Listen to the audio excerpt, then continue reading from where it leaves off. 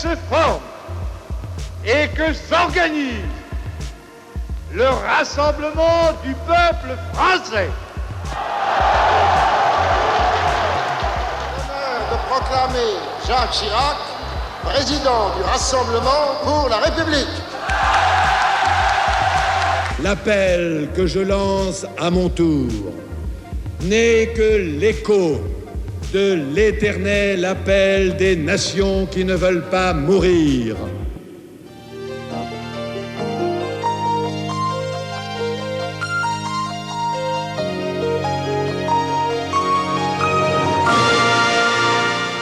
Je proclame M. Jacques Chirac maire de Paris.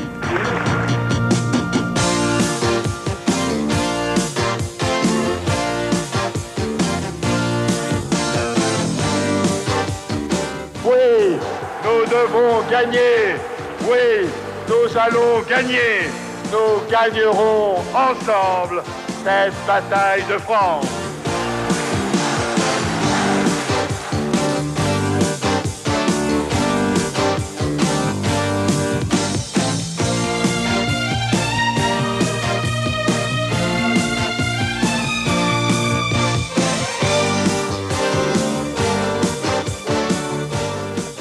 Il appartient aujourd'hui, s'il est encore temps, au président de la République de s'inspirer un peu de nos observations et de nos suggestions et de changer de cap.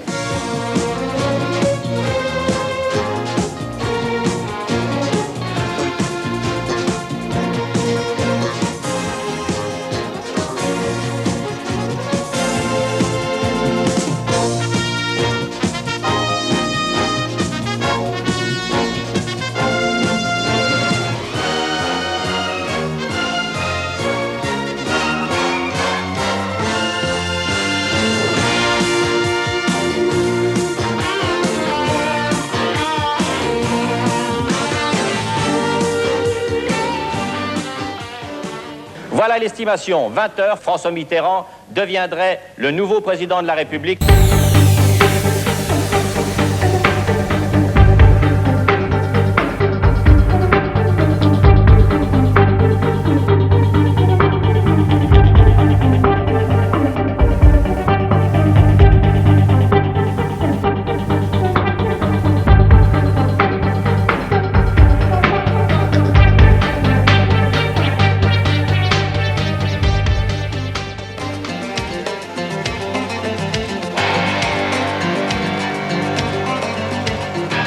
Vous êtes notre chance, vous êtes la chance de la liberté et donc vous êtes la chance de la France. Vive la République et vive la France!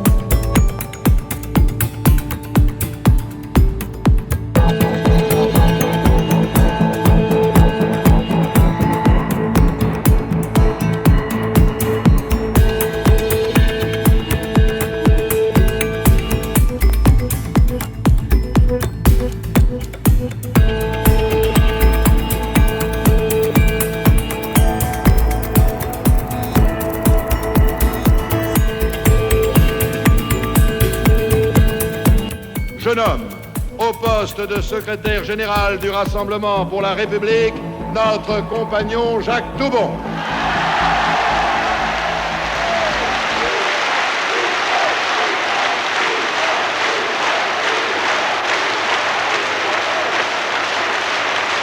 Ce n'est pas projet contre projet, mais bien projet contre bilan que nous irons à la bataille. Nous pouvons aujourd'hui présenter à la France notre pacte de renouveau. L'essentiel, c'est de convaincre les Françaises et les Français que le pacte fournit les bonnes réponses aux légitimes questions qu'ils se posent. Écoutez, je n'ai pas parlé au Premier ministre de la France. Non, je parle à M. Fabius, représentant du Parti.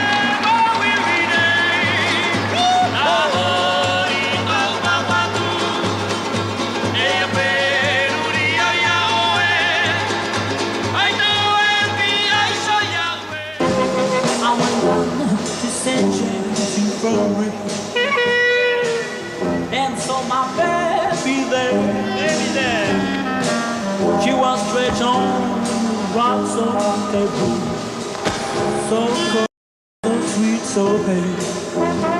Let her go, God bless her, wherever she may be.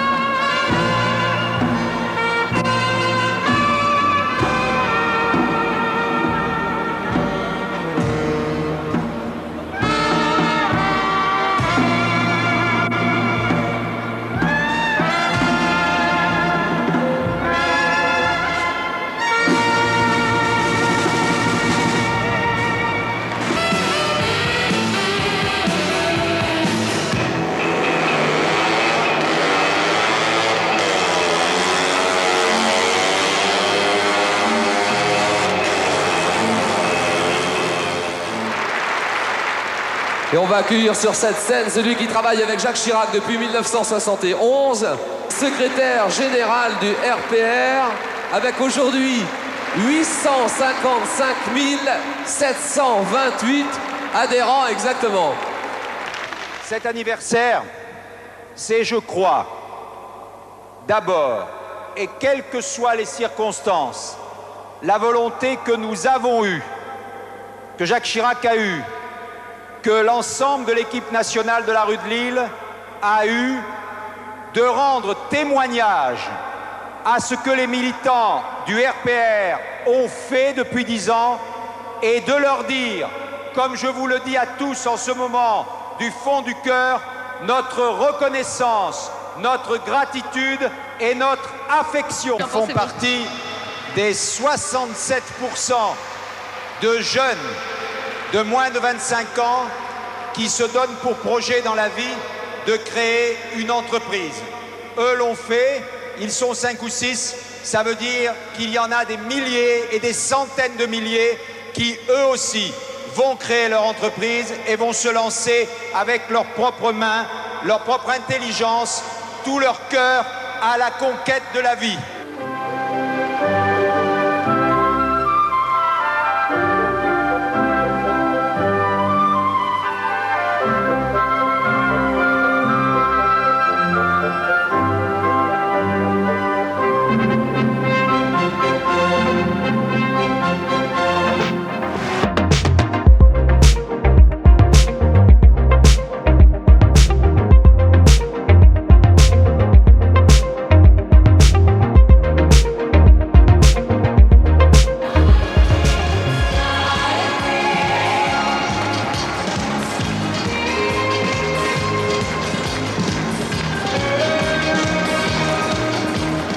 Cette partie, qui va durer maintenant 1 heure, est destinée à célébrer les quelques 10 Français qui ont marqué l'actualité dans la décennie qui vient de s'écouler, donc la décennie 76-86.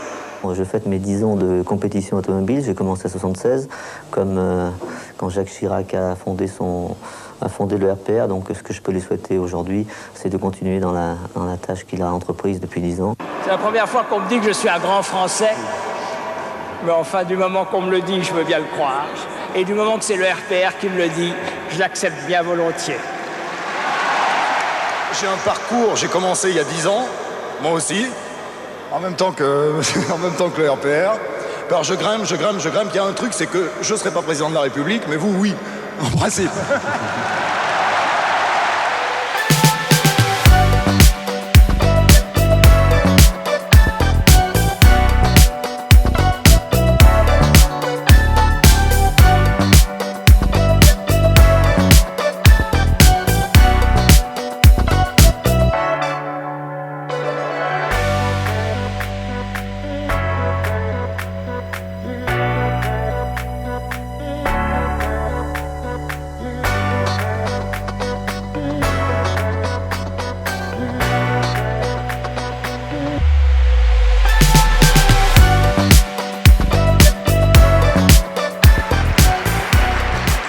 Compagnons, mes amis,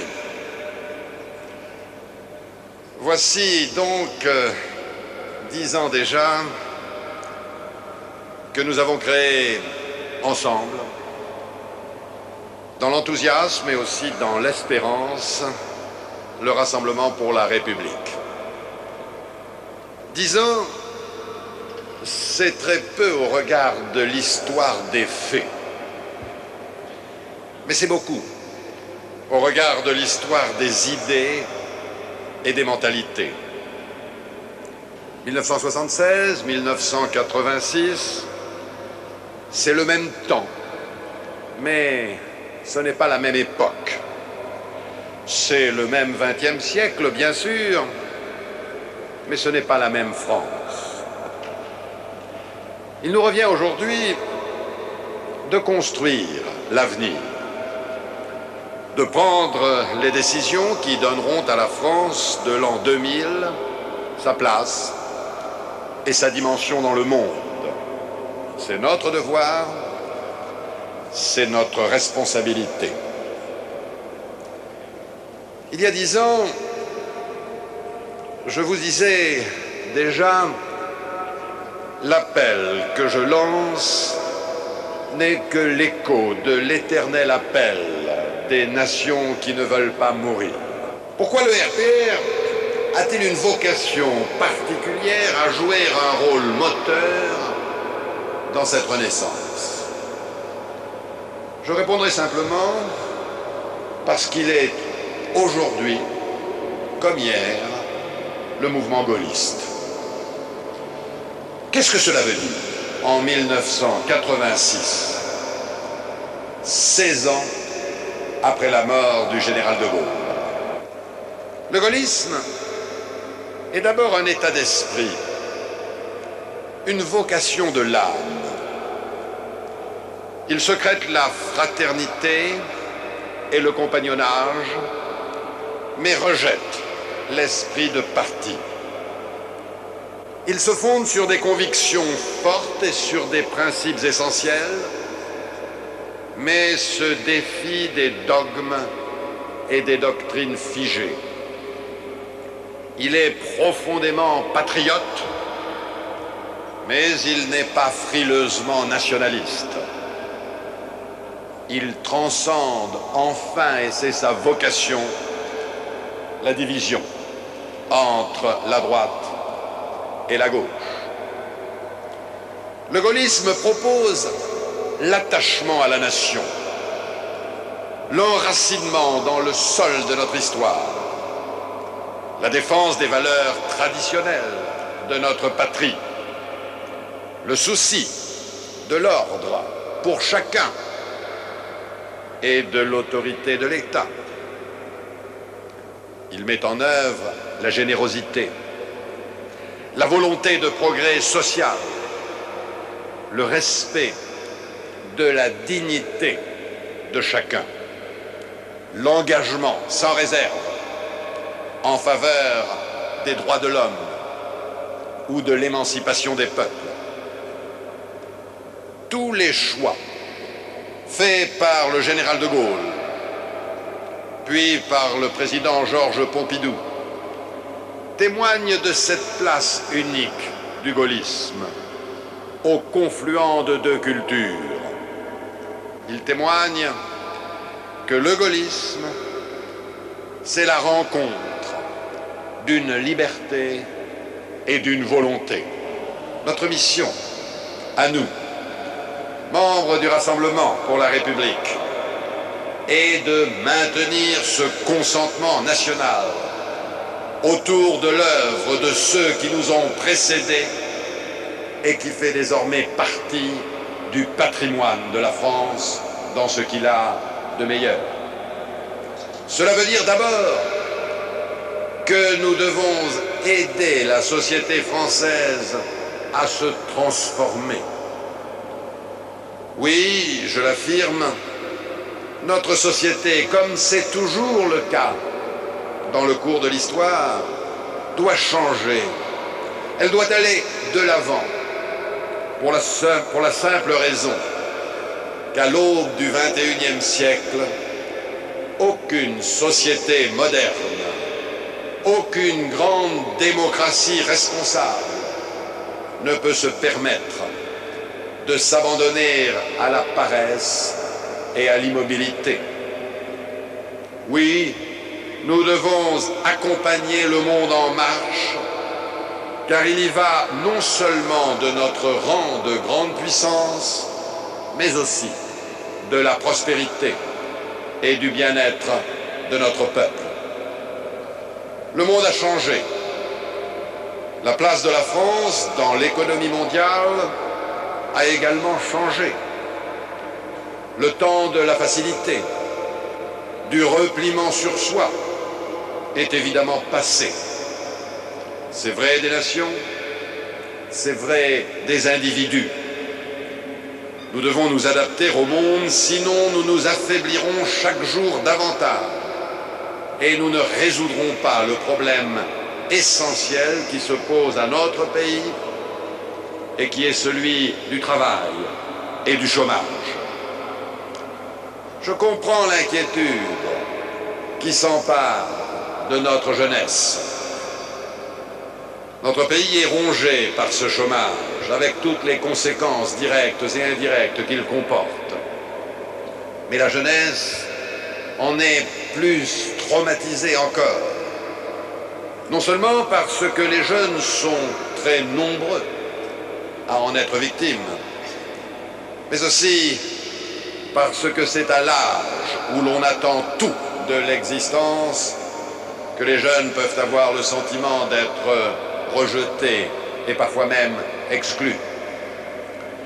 Le premier devoir d'un gouvernement responsable est de tout faire pour que la société accueille à bras ouverts sa jeunesse et lui réserve la place à laquelle elle a droit.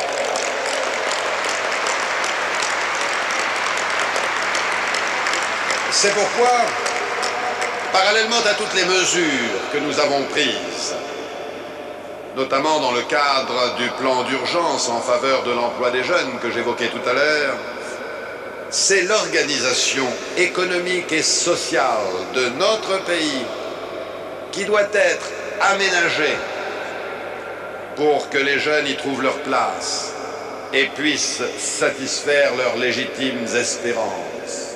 Ce qui implique que l'on renonce à certaines routines, à certaines habitudes. Chacun doit comprendre que nous ne résoudrons ni le problème de l'emploi, ni le problème de la jeunesse, en demeurant des spectateurs immobiles d'un monde qui bouge, ce qui serait la façon la plus évidente d'être des conservateurs. On ne peut pas dire non au changement lorsqu'il est nécessaire. Des universités qui produisent en si grand nombre des non-diplômés, c'est-à-dire des frustrés, qui produisent en si grand nombre des chômeurs, sans tenir compte des besoins actuels de notre économie et de notre société. Faut-il vraiment ne pas s'en préoccuper et laisser trop de jeunes s'engager dans des voies qui ne sont que des impasses? Ce fléau des temps modernes, la drogue, qui fait des ravages croissants dans notre jeunesse, faut-il ne rien faire pour ne pas encourir l'accusation suprême d'être répressif? Des prisons surpeuplées, où une promiscuité odieuse encourage la délinquance. Là encore, faut-il se garder de chercher une solution? Se préparer à libérer des malfaiteurs faute de place, une fois encore? Être conservateur et ne rien toucher? Ce ne sont là que quelques exemples, et qui pourraient bien sûr être multipliés, en particulier dans le domaine économique et social.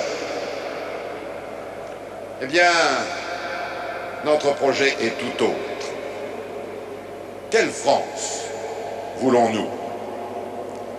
Une France qui avance, qui gagne, qui s'impose comme une puissance respectée, élément moteur et force vive d'une Europe en marche. Nous refusons naturellement une société sans solidarité ou sans générosité, où chacun n'aurait pas la même chance de trouver sa place, où ceux qui gagnent, ceux qui réussissent, ne tendraient pas la main aux plus défavorisés. Notre ambition est tout autant sociale qu'économique, car c'est pour l'homme et pour son progrès que nous voulons, que nous devons renouer avec l'expansion et la croissance. Nous voulons une France de liberté, car c'est la liberté d'agir, la liberté d'entreprendre, la liberté d'imaginer, de créer, de faire nos propres choix qui nous mettent en face de nous-mêmes et qui mobilisent notre meilleure part. C'est la raison pour laquelle nous avons mené à bien, en 200 jours, un programme de libéralisation de notre économie d'une ampleur sans précédent.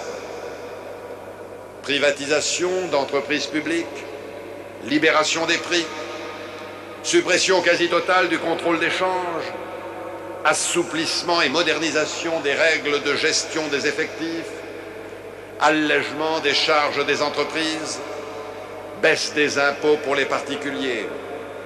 Toutes ces mesures ont un même objectif: préparer l'avenir en retrouvant l'esprit d'entreprise qui est l'esprit de jeunesse. Retrouver un dynamisme créateur d'emplois, c'est bien là notre objectif. Rendre à l'initiative privée toute sa capacité d'action afin d'asseoir sur des bases solides et durables notre politique de liberté, afin de donner à nos enfants les possibilités d'agir sur leur destin plutôt que de le subir. J'ai en effet la certitude que notre jeunesse, même si elle se laisse parfois tenter par ceux qui prêchent l'immobilisme, le nivellement par le bas, le maintien de structures faussement protectrices, est en réalité prête à assumer les chances et les enjeux d'une société plus libre. Il nous appartient de la convaincre que c'est par le mouvement et par le dynamisme, et non pas par la défense d'idées vieillies, que la France demeurera une nation jeune, où les jeunes pourront mieux trouver leur place.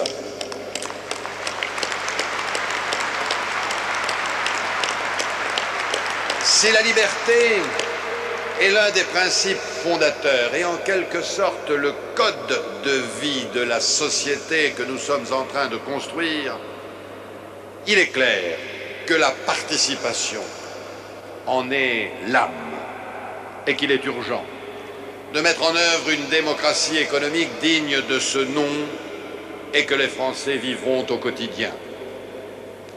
Qu'est-ce que signifie mettre en œuvre une démocratie économique?